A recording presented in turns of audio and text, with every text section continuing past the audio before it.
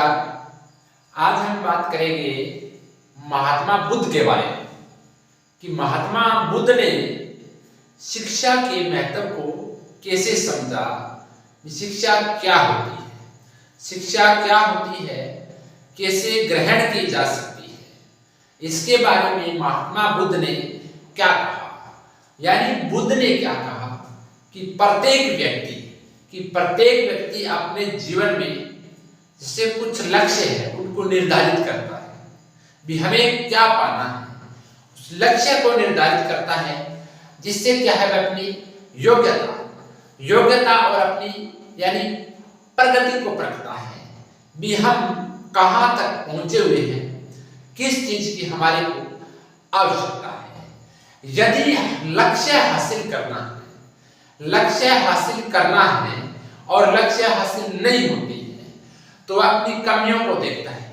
मनुष्य क्या है, अपनी कमियों को देखता है और उसमें सुधार करता है। कमियों को देखकर उसमें सुधार करता है। बुद्ध के अनुसार बात कर रही है कि सुधार करता है और फिर उन लक्ष्यों को पाने की कोशिश करता है।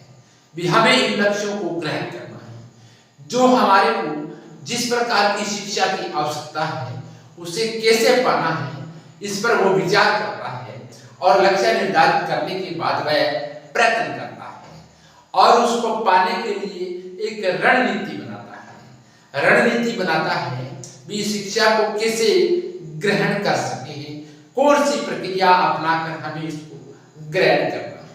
लेकिन फिर भी वह मनुष्य क्या होता है, असफल हो जाता है। क्यों असफल हो जाता है? यानी बुद्ध ने क्या कहा कि जीवन में हजारों लड़ाइयां जीतने से बेहतर क्या है, समय पर विजय प्राप्त करें। बुद्ध ने क्या कहा कि जीवन के अंदर जैसे हजारों लड़ाइयां लड़ने से समय पर जीत हासिल करनी बहुत जरूरी है। समय पर विजय प्राप्त कर लीजिए तो फिर हमेशा तुम्हारी जीत होगी और तुम्हें कोई छीन नहीं सकता, तुम्हारी इस जीत को कोई छीन नहीं सकता। तो बुद्ध के अनुसार इंसान जैसा सोचता है वैसा बन जाता है। ये किसने कहा? महात्मा बुद्ध ने कहा।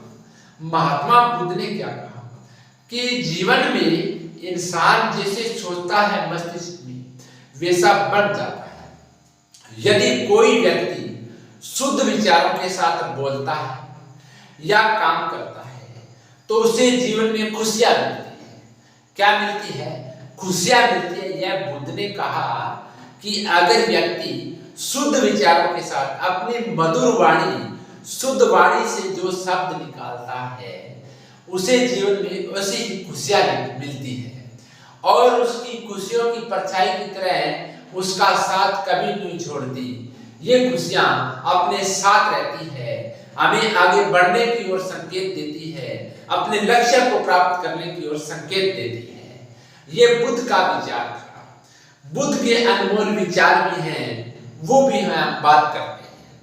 जो सत्य की राह पर चलकर ज्ञान प्राप्त करता है और उस ज्ञान से खुद को जितना शुद्ध बनाता है, खुद को जितना शुद्ध बनाता है वह खुद को ईश्वर से उतना ही समीप ले जाता है।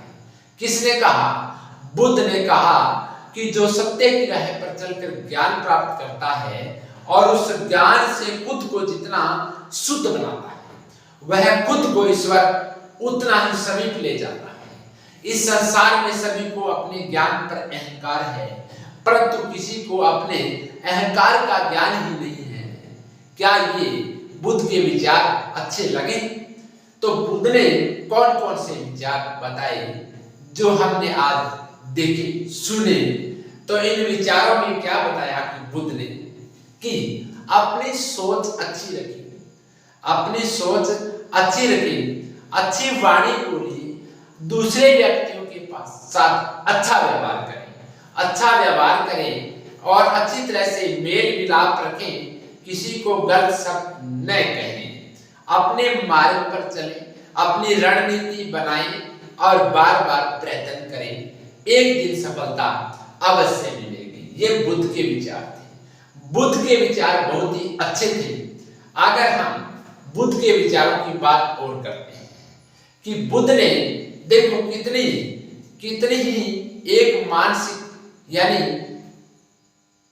महात्मा बुद्ध ने देखो ग्रह त्याग किया, महात्मा बुद्ध ने ग्रह त्याग किया, किन परिस्थितियों से ग्रह त्याग किया और ग्रह त्याग करके उन्होंने ज्ञान की प्राप्ति की। बहुत ही महत्वपूर्ण बात है कि ग्रह त्याग करके ज्ञान की प्राप्ति करना कोई आसान बात नहीं है। इसलिए महात्मा बुद्ध कहते हैं मेहनत कीजिए, मेहनत कीजिए, जी जान लगा दीजिए, अपनी मेहनत पर जी जान लगा दीजिए, सफलता हमेशा अपने साथ पास में चल कर आएगी। ये महात्मा बुद्ध के विचार थे।